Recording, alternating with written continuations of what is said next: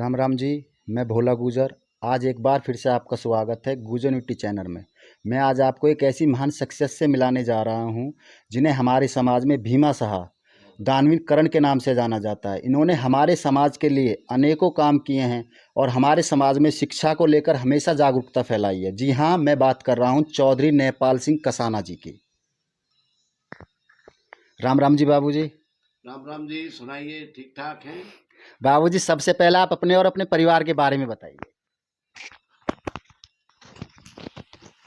हम ग्राम नंगला छोटा, तहसील दादरी, जिला गौतम बुद्ध नगर के रहने वाले हैं। हम 1989 में पांचों भाई पूरे परिवार के साथ नोएडा में आकर बस गए थे। और अब हम सेक्टर 40 में अपनी कोठी 93 बना ली थी। हम पांच भाई हैं। बड़े भाई चौधरी महिपाल सिंह कसाना जी, जिन्होंने 82 में कंस्ट्रक्शन का काम स्टार्ट किया था, फैक्ट्री बनाने का। मैंने एमएससी बीएड किया था 82-83 में, और मैं दिल्ली में 83 में government senior secondary school Delhi government में मैं टीचर हो गया था। हम दोनों भाइयों ने बिजनेस बढ़ाया, अपने भाई पढ़ाए। एक भाई सिविल इंजीनियर है, इंजीनियर केपी सिंह। एक भाई डॉक्टर है, डॉक्टर अजय कसाना। एक भाई अजय मणिपाल कसाना है। पांचों भाइयों के बच्चे को शिक्षा दिलाई। सब भाइयों, 3 भाइयों की शादी करी, 2 बहनों की शादियाँ करी, सबके लिए मकान बनाए, मार्केटें बनाई। और हमारा परिवार आज 5 मकानों में रहता है। 2 मकान नोएडा में है, 3 मकान हमारे डेल्टा 3 ग्रेटर नोएडा में हैं। और हमारे उस यहाँ आने से हमें सबसे बड़ा फ़ायदा मिला कि आज हमारे बच्चे बहुत उच्च शिक्षित हो गए हैं। मेरी 3 बेटियां बीटेक एमबीए हैं। तीनों बेटी बड़े बड़े अधिकारियों को हैं, जिनमें से 2 सॉफ्टवेयर है, 1 मिलिट्री में मेजर है। 2 बेटियां मेरी कनाडा में सेटल हो गई हैं। और मेरा एक बेटा है, वो उसने एमबीए इन इंटरनेशनल बिजनेस में एमिटी यूनिवर्सिटी से किया, और एमिटी यूनिवर्सिटी में उसने गोल्ड मेडल लिया 2011 में।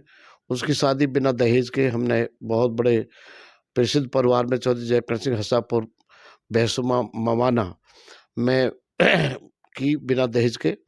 और वो पुत्र वधू भी हमारी बीकॉम बीएड है। मेरी 2 भतीजी भी बीकॉम बीएड है, और एक भतीजा बीटेक सिविल इंजीनियर है। दो भतीजे हमारे एमबीए हैं। एक भतीजा हमारा एमबीए लंदन से करके आया है, बीबीए लंदन से करके आया है। एक हमारा दामाद एमटेक, भतीजी के लिए एक एमटेक पीएचडी जेएनयू से है। एक पुत्रवधू हमारी भतीजे की पलवल से, बहुत शिक्षित परिवार से, वो एमएससी फिजिक्स से बीएड है और नेट क्वालिफाइड है और पीएचडी कर रही है। और हमारी 3 भतीजियाँ और बीकॉम एलएलबी कर रही हैं। इस तरह बच्चे पढ़ रहे हैं, और हम कंस्ट्रक्शन का काम करते हैं, और हमारा पूरे देश में काम चल रहे हैं। बड़े भाई हमें छोड़ के चले गए, जिन्होंने एक काम स्थापित किया था। और हम आपके द्वारा हमारे समाज में शिक्षा को लेकर अनेकों कार्य किए गए, उनके बारे में बताइए।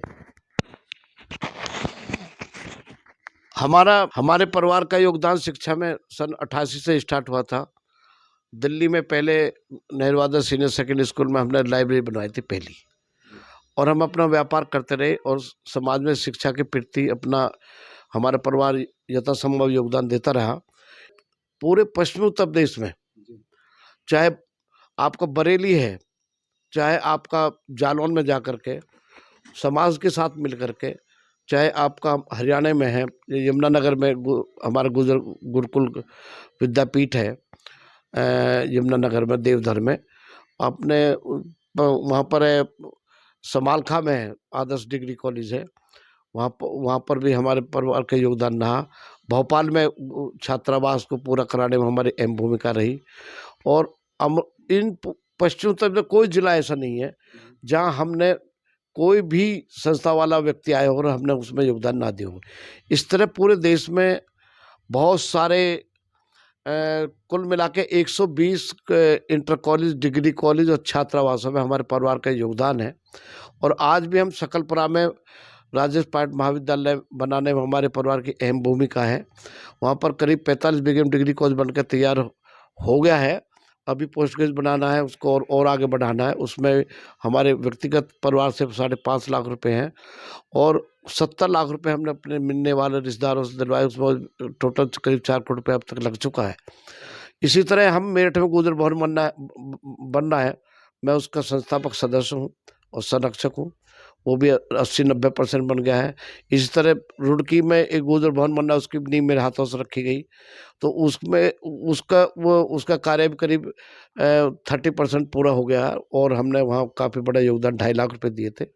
मेरठ में भी 2.5 लाख रुपए दिए। केवल हम देते नहीं है, जब तक वो संस्था पूरी ना बन जाए, चाहे सहारनपुर जिला हो, अमरोहा हो, बिजनौर हो, गाजियाबाद हो, मुजफ्फरनगर हो, मेरठ हो, आपका बागपत हो, कोई जिला ऐसा नहीं है कि जहाँ हमारे समाज का, हमारे परिवार का योगदान न हो। और आज तक शिक्षा के क्षेत्र में, स्कूल कॉलेज बनवाने के क्षेत्र में, गुर्जर भवन में योगदान देने के क्षेत्र में आज की कीमत में हमारे सब परिवार द्वारा, आज की कीमत, क्योंकि लगातार देते आ रहे हैं 88 से अब तक, उसकी कीमत अगर आज की डेट में लगाएं तो वो करीब 120 करोड़ प्लस बैठती है। 120 करोड़ रुपए से अधिक का योगदान हमारा परिवार देख चुका। हमारा एक लिस्ट है हमारे पास बनी हुई, यहाँ पर रखी है। ये तो रहा हमारे कॉलेज बनवाने का। अभी अभी हमने एक नया सिस्टम चालू करा है, गुर्जर एजुकेशन वेलफेयर ट्रस्ट। ये देखिए, गुर्जर एजुकेशन वेलफेयर ट्रस्ट हमारे साथियों ने, हम 10 साथियों ने मिलकर के बनाया, जिसका मैं प्रेसिडेंट हूँ गुर्जर एजुकेशन वेलफेयर ट्रस्ट का, और उसका मैं फाउंडर भी हूँ। मेरे साथ फाउंडर में अमित राणा है, सुरेंद्र भाटी है, और 10 कुल मिलाकर 10 लोगों ने शुरू किया कि भाई 1000 रुपये महीने हम, जो बच्चे प्रतिभाशाली गरीब बच्चे हैं, जो पैसे के बिना जिनकी पढ़ाई रुक जाती है, पूरे हिंदुस्तान के बच्चों को, कितने 11 स्टेट के बच्चों को हमने कवर कर रखा है। और हमने कह रखा है कि हमारा गुर्जर एजुकेशन वेलफेयर ट्रस्ट आपको पढ़ाई में पैसे देगा। आपको चाहे MBBS हो, एमटेक हो, बीटेक हो, MCOM हो, BCOM हो, BSc हो, चाहे आपका BBA हो, कोई भी अगर बच्चे के प्रतिभाशाली होना चाहिए, विशेषकर हम उसमें MBBS लड़कों को दे रहे हैं। और आज वो संख्या बढ़ते बढ़ते 260 पहुंच गई है, यानी 2,60,000 रुपये महीने आ रहे हैं ट्रस्ट में, और जो 1,000 रुपये महीना देते हैं। और हम इसको और आगे बढ़ाते जा रहे हैं, लोग जुड़ते जा रहे हैं, समाज के लोग। और एक हमारी ऐसी टीम बन गई है कि हमें उम्मीद है कि 1 साल के अंदर हमारे 1,000 मेंबर बन जाएंगे। जिस दिन जब 1,000 मेंबर बन जाएंगे तो हमारा 10 लाख रुपए पर मंथ करीब आय करेगा। तो हम फिर कोचिंग सेंटर खोलेंगे छोटे छोटे शहरों में, बीच की नौकरियों के लिए। और हम वहाँ पर लाइब्रेरी, जैसे लाइब्रेरी स्थापित हो रही है, वहाँ भी योगदान देंगे, लाइब्रेरी बनवाएंगे। और हम केवल शिक्षा के क्षेत्र में नहीं, इस गुर्जर एजुकेशन वेलफेयर ट्रस्ट की तरफ से हम उसके खेलों में भी, जो बच्चे, बहुत सारे खिलाड़ियों को भी हमारे गुर्जर एजुकेशन वेलफेयर ट्रस्ट ने बहुत योगदान दिया है। और अभी कम राशि है, जब और ज़्यादा लगेगी तो ज़्यादा देने लगेंगे। कोई बच्चा विदेश में पढ़ने जाएगा या कोचिंग लेने जाएगा, हम हो सकता है वो भी देने लगे। फिर हम IAS वालों को भी कोचिंग देने से। और अंतिम पड़ाव हमारा है कि हम एक आवासीय महाविद्यालय बनाएं, कक्षा 1 से लेकर 16वीं तक। और उसमें हमारे 50% बच्चे पैसे फीस देने वाले होने चाहिए, और 50% बच्चे जो हमारे गुर्जर समाज के ब्रिलियंट हैं, और वो पैसे नहीं दे सकते, उनको रहने की, खाने की, उनको कपड़े की, उनकी किताबों की पूरी व्यवस्था हमारा ट्रस्ट करे। ऐसा हमारा प्लानिंग है। ये हम शिक्षा क्षेत्र में काम कर रहे हैं। हमारे समाज में पहले और अब में शिक्षा को लेकर आप क्या बदलाव देखते हैं? हमारे समाज में शिक्षा का जो स्तर है वो डे बाय डे बढ़ता जा रहा है। 1983 में, मैं एग्जाम्पल तौर बता दूं, जब मैं दिल्ली में टीचर बना था, हम गिनते थे 8 एडवोकेट थे हमारे गुर्जरों में, केवल 8। उनमें 4 प्रैक्टिस करते थे दिल्ली में और 4 नहीं करते थे। आज स्थिति यह है कि आपके करीब 2340 एडवोकेट अकेले दिल्ली में हैं, जिनमें साकेत कोर्ट को तो यही कहते हैं कि ये गुर्जरों की कोर्ट है। 830 एडवोकेट अकेले हमारे वहां पर है। हमारे यहाँ 1900 एडवोकेट है जिला गौतम बुद्ध नगर में। कभी उंगलियों पर होते थे 4, 5, 6। आज हमारे यहाँ पर जो है करीब 790 के लिए गुर्जर एडवोकेट है। और हर बार प्रेसिडेंट गुर्जर बनता है, यहाँ भी बनता है, दिल्ली में भी कई कोर्टों में गुर्जर प्रेसिडेंट बनते हैं। उसी तरह आप देखोगे करीब आज की डेट में हमारे गुर्जर समाज के IAS और IPS कभी 1-2 होते थे। आज स्थिति यह है करीब 70 के करीब, 70 गुर्जर हमारे IAS, IPS, IAS एलाइड और सीनियर PCS अधिकारी हैं। पीसीएस में तो पूरे देश की गिनती करोगे तो और ज़्यादा है। और उसी तरह जुडिशरी में जहाँ हमारे बहुत कम होते थे, आज हमारे सुप्रीम कोर्ट में डॉक्टर बलबीर चौहान जी तो रिटायर हुए ही हैं, अभी जज हैं हमारे श्री जज हैं हमारे हाई कोर्ट में राजवीर सिंह जी मेरठ से।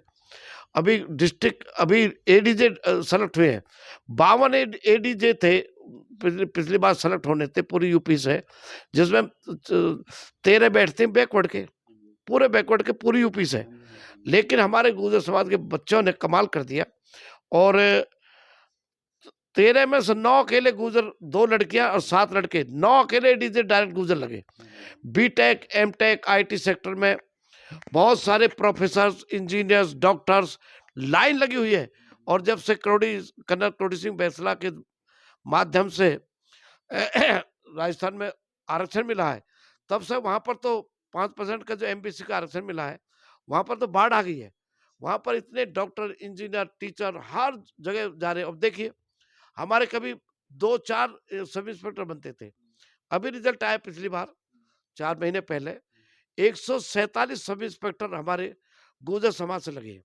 मेरा मानना तो है आने वाले अगले 20 साल में, क्योंकि हम सब साधन संपन्न होते जा रहे हैं, हमारी जमीनें बड़ी महंगी होती जा रही हैं, हरिद्वार से लेकर के चाहे बम्बई तक, चाहे जम्मू कश्मीर से लेकर के और आपके इधर बंगाल तक, जहाँ जहाँ हमारी गांव है वहाँ हाईवे निकल रहे हैं, समृद्धि आ रही है। लाखों बच्चे आज टॉप पब्लिक स्कूल में हमारे पढ़ रहे हैं। अगले 20 साल में मुझे विश्वास है, मैं रात दिन इस क्षेत्र में काम करता हूँ कि हमारी जाति, हमारे गुर्जर समाज पूरे हिंदुस्तान में किसान जातियों में नंबर 1 नंबर 2 होगा। हमारा समाज राजनीति में बहुत पिछड़ा हुआ है। जो हमें राजनीति में भागीदारी मिलनी चाहिए, वो भागीदारी हमें कहीं मिलती हुई नज़र नहीं आ रही है। राजनीति का एक ऐसा विषय है जो बड़ा कॉम्प्लिकेटेड है। ऐसा नहीं है कि हम बिल्कुल राजनीति विहीन हैं। मैं पूरे देश की स्थिति बताऊँ राजनीति की। महाराष्ट्र में आपकी आबादी बहुत कम है, लेकिन आपके 2 कैबिनेट मंत्री हैं वहाँ, गुर्जर। जो गुजरात है, गुजरात में जो पाटीदार है, पटेल है, उनमें जो हमारा लेवा और कड़वा वाली खाप है, वो गुर्जर है। और आज तक जितने पटेल हुए हैं वहाँ पर मुख्यमंत्री, वो गुर्जर ही हैं बेसिकली। हालांकि उनकी आइडेंटिफिकेशन आज पाटीदार पटेल के नाम से है। बहुत सारे वहाँ के पटेल पाटीदार भी हमारे इतिहास को भूल गए हैं, क्योंकि जुड़ाव थोड़ा कम हुआ। अब हम ट्राई कर रहे हैं पहले लेकिन जो पढ़े लिखे समझदार सब जानते हैं कि हम गुर्जर हैं। और आपके राजस्थान की बात, जहाँ तक हमारा सबसे महत्वपूर्ण स्टेट है राजस्थान, जिन्होंने हमें राष्ट्रीय स्तर के नेता दिए, राजेश पायलट, आज भी सचिन पायलट वहाँ के हमारे गुर्जरों के नहीं, 36 बिरादरी के हीरो हैं। और पूरा गुर्जर, हमारी 70 लाख से ज्यादा की आबादी है राजस्थान में, उनके पीछे बिल्कुल हिमालय पर्वत तरह खड़ा हुआ। जैसे गुस्ताखी की कांग्रेस ने वहां पर, उनके नाम पर चुनाव जीत लिया, फिर उनको नहीं बनाया, तो डेली झंझट होता रहता है। अब भी मैं कह रहा हूँ या तो उनको सचिन पायलट बनाना पड़ेगा, नहीं बनाएंगे तो कांग्रेस नहीं आ सकती वहां पर। ये स्थिति वहां की रिपीट नहीं होगी, ये गारंटी है। हम क्योंकि हमारा वहाँ गुर्जर समाज बहुत एकजुट है। यूपी में हमको थोड़ी टक्कर लगी है, पहली बार यूपी में हमारे को कैबिनेट मंत्री नहीं है।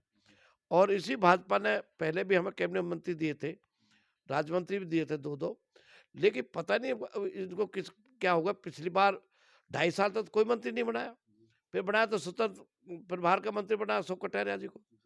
अब दोबारा गवर्नमेंट आई तो अब एक केवल राज्य मंत्री दे दिया, कैबिनेट मंत्री आज तक कोई नहीं बना।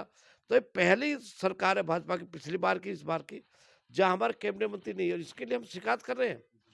भारतीय जनता पार्टी हमारे साथ बहुत बड़ा अन्याय कर रही है। संगठन में भी हमारे गुर्जर समाज के लोग नहीं है, भारतीय जनता पार्टी के संगठन में महत्वपूर्ण पद अब नहीं है। वो हमारे पश्चिम तबले गुजरलैंड भी है, लेकिन गुजरलैंड नहीं, वो जाटलैंड बताती है। तो जो हमें बहुत बात चुभती है, हम ऐसे किसान है जाट और गुजर। लेकिन अब एक अच्छा हुआ, खतौली के चुनाव में हमने, हमारे समाज ने और क्षत्रिय बिरादरी ने जवाब दे दिया है, विशेषकर जाट गुजर दलित चंद्रशेखर की पार्टी जुड़ गई, मुस्लिम भाई है ही साथ में, समाजवादी पार्टी है ही साथ में, और अन्य जाति के लोगों ने दिया, मदन भैया को वहां जिता दिया। और आने जो चुनाव होगा 2024 को, चाहे आगे का हो कोई विधानसभा, हमारे हमारी बिरादरी उसको जवाब देगी। जागरूकता है, हम पढ़े लिखे लोग हैं, जो कोई हमारा उपेक्षा करता हम मानते हैं, हमारी उपेक्षा होनी नहीं चाहिए। हाँ, ये गंभीर विषय है कि हमारा सेंटर में प्रॉपर कोई कैबिनेट मंत्री नहीं दे रहे हैं। सो हमारे कृष्णपाल गुर्जर जी हम कैबिनेट राज्य मंत्री हैं वो भी। तो ये कुछ रहा है, देखा जाएगा। हालाँकि हमारे हरियाणा में बहुत अच्छी स्थिति है। हमारे कैबिनेट मंत्री हैं, उनमें 5 विभाग हैं। श्री कृपाल सिंह जी मंत्री हैं, शिक्षा मंत्री हैं, 5 विभाग हैं, कैबिनेट है। और हमारे पंजाब में भी वो है, हमारे वो विधानसभा उपाध्यक्ष हैं, किशन सिंह क्या नाम, डेढ़ा जी हैं वो, सदा जी हैं, सिख हैं। हमारे वहाँ 2 एमएलए भी हैं। तो ऐसा नहीं है कि मैं बिल्कुल ही मरी-गिरी नहीं है। हम लड़ना जानते हैं, हक लेना जानते हैं।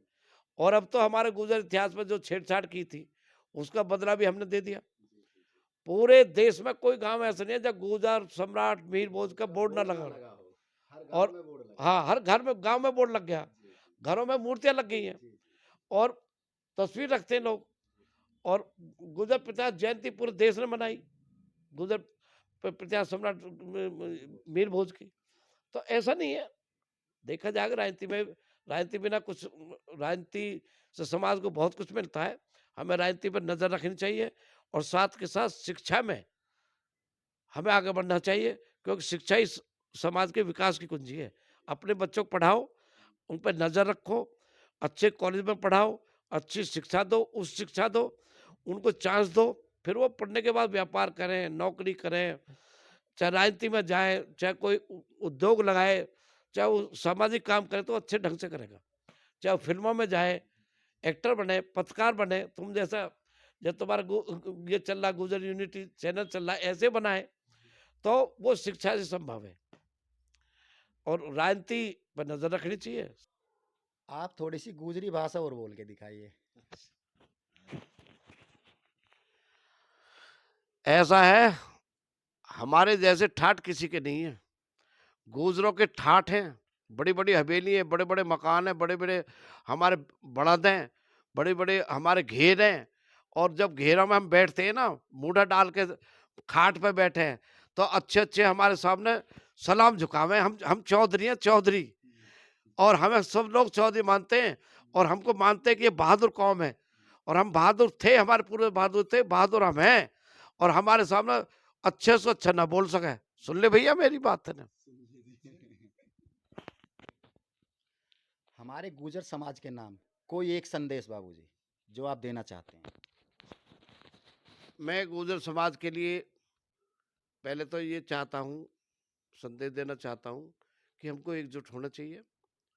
और सामाजिक मुद्दा हो, चाहे आर्थिक मुद्दा हो, चाहे राजनीतिक मुद्दा हो, हमें एक दूसरे को सहयोग करना चाहिए। जो हम में कमज़ोर हैं, उनको किसी न किसी रूप में उनकी मदद करनी चाहिए। और अपने बच्चों को अच्छी से अच्छी शिक्षा देने के लिए, अच्छे कॉलेज में पढ़ाने के लिए हमें तत्पर रहना चाहिए। और बहुत सारी कुरीतियाँ, जैसे दहेज जैसी कुरीति है, इसको जितना हो सके कम से कम दहेज देकर के शादी करनी चाहिए। और जो बिना दहेज शादी करें उनकी शाबाशी देनी चाहिए। और एकजुट होकर के हमें अपने समाज के इतिहास पर पूरी नज़र रखनी चाहिए, इतिहास को स्थापित करना चाहिए। दूसरे लोगों से हमें कोई ईर्ष्या नहीं करनी चाहिए, हमें उनके साथ मिलजुल कर रहना चाहिए। सब बिरादरी के लोग हैं, सब लोगों से प्यार मोहब्बत होनी चाहिए। अपने यहाँ आए हुए मेहमान की सेवा भाव ठीक से करें। और राष्ट्र के लिए जब जब भी कोई परेशानी आए, राष्ट्र के लिए अपनी कुर्बानी देने के लिए तैयार रहना चाहिए। मैं ये चाहता हूँ।